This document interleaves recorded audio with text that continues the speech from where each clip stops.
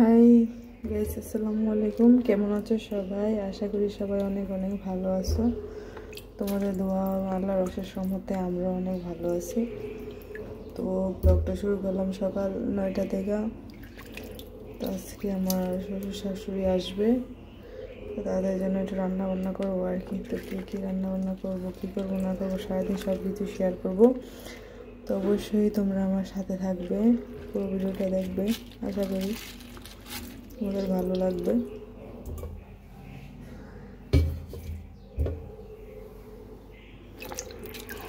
তো গরু মাংস রান্না করবো। তো এটা সকালবেলা ওইটা ভিজাইছিলাম, তেমনই হয় না এখনো।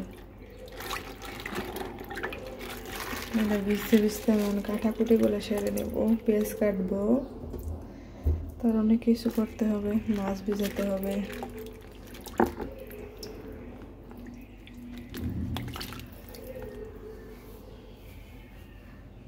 এই তো আমি মাংসের জন্য পেঁয়াজ কাটা নিলাম বড় বড় করে, গরুর মাংস যেহেতু। আর এইদিকে মাংসটা ধুবো।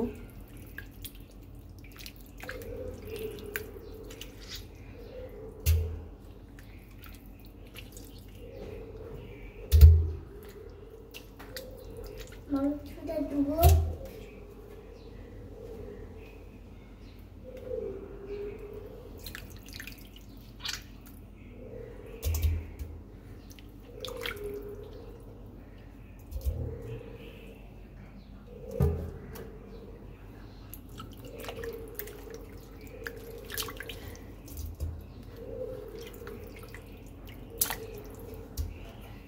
তো এইভাবে আমি কয়েকটা ধুয়ে নেবো, ভালোভাবে পরিষ্কার করে নেব। তারপর সকালে নাস্তা করছিলাম না আর কি, তো ফাঁকে নাস্তাটা করে নিলাম। পোড়া রুটি, পাউরুটি আর দুধ চা আর কি। এটাই মা ছেলে হালকা পাতলা খাবো। এ তো আর কি নাস্তাটা করে এখন আবার মাংসটা বসিয়ে দেবো। ভিডিও করতেছি। তো এবার যেটার মধ্যে রান্না করব মাংসটা, ওইটার মধ্যে একটা একটা করে ছেঁকে নিয়ে নিচ্ছি।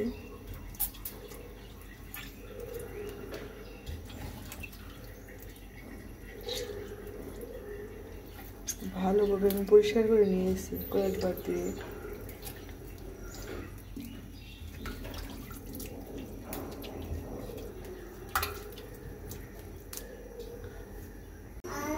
তো আমি এখানে সব মশলা দিয়ে হাতে মেখে বসাবো মাংসটা। হাতে মেখে বসালে মাংসটা খুব স্বাদ হয়। তো আমি বেশিরভাগ এইভাবে রান্না করি।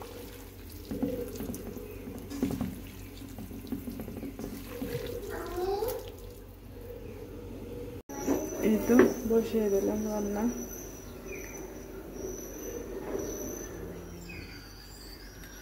এখন আর অনেক কাজ বাকি, আরও পেঁয়াজ কাটতে হবে, মাছ ভিজাতে হবে, এটা হবে আস্তে আস্তে। এর সাথে বাকি কাজগুলো করে নেব। এই আর কি, দুটো বাচ্চা নিয়ে আসলে খুব কষ্ট। ওইটা থাকে না আমার ছাড়া, ছোটোটা মাত্র ওর বাইরের গাড়িতে একটু বসাই দিয়ে আসলাম, তারপর থাকে না, কান্নাকাটি করতেছে।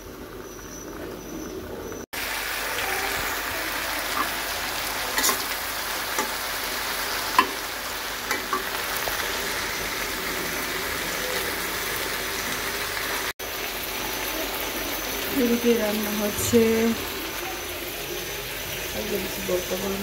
মাছ দিয়েছি, আবারও পেঁয়াজ কেটে নিলাম।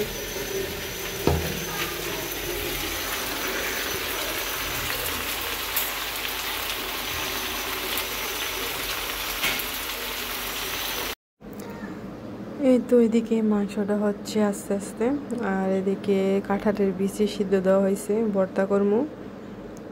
কাঁঠালের বিচি ভর্তা করবো। এদিকে এটা আস্তে আস্তে হবে। তো মিডিয়াম দিয়ে বসাই রাখলাম। এই তো দেখেন মাংসের কালারটা কি সুন্দর আসছে, মাশাআল্লাহ। এই হলো অবস্থা, তাকে কোলে নিয়ে রান্না করতে হচ্ছে। আসলে যা যা রান্না করছি সব কিছু ওকে কোলে নিয়ে রান্না করছি, ও কোল থেকে নামে না, একদম আমার পিস ছাড়েই না। আসলে খুব কষ্ট, এটা মায়েদের কাজ কাম করা খুবই কষ্ট। আর কোলে নিয়ে রান্না করা যে কি কষ্ট, যে করে সেই বুঝে।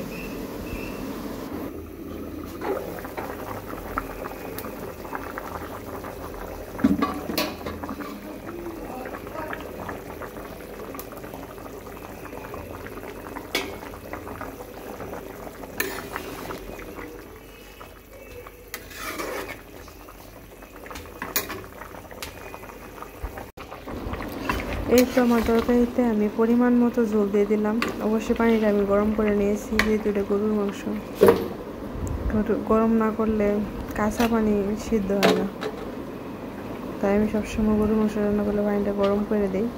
এদিকে কাঁঠালের বিচি সিদ্ধ করে নিলাম ভর্তা করার জন্য। খুব সুন্দর করে নরম করে সিদ্ধ করে নিলাম, নরম না হলে ভর্তাটা খেতে ভালো লাগবে না। এখন পাঙ্কাশ মাছগুলো ভাজা হচ্ছে, মাছগুলো পেঁয়াজ দিয়ে বোনা করব।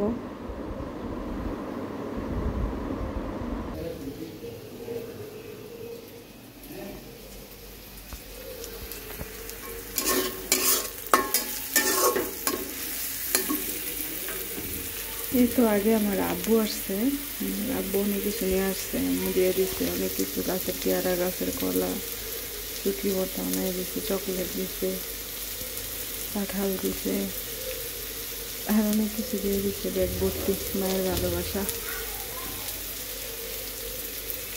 আবার আমার শ্বশুর শাশুড়ি আসবে আরো কিছুক্ষণ পর। তো রান্না বান্না মাছবো না।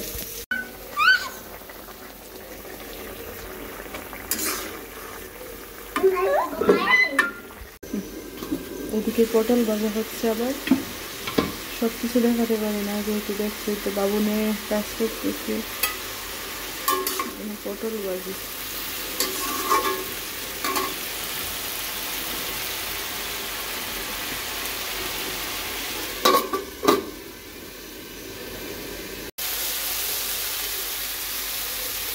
আমাদের বাড়ির গাছের পেয়ারা আম্মু দিয়ে দিছে, রান্না করতেছে আর খাইতেছি।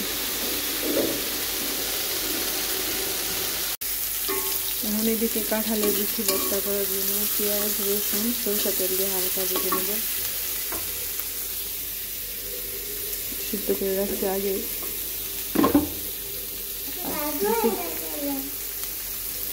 ভর্তার জন্য সব রেডি করে নিলাম, মরিচের গুঁড়া, ধনিয়া পাতা, রসুন, পেঁয়াজ, পরিমাণ মতো লবণ দিয়ে ভালোভাবে মেখে নেব।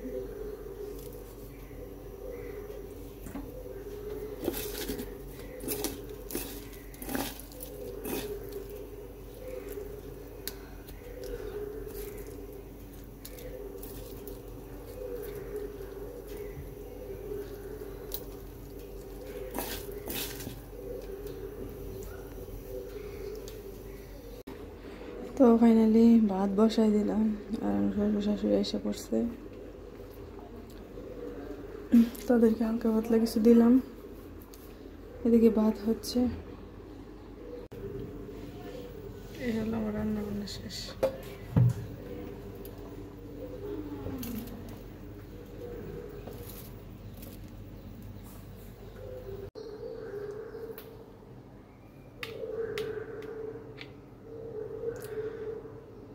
এই তো আমার শ্বশুর শাশুড়ি রসমালাই নিয়ে আসছে,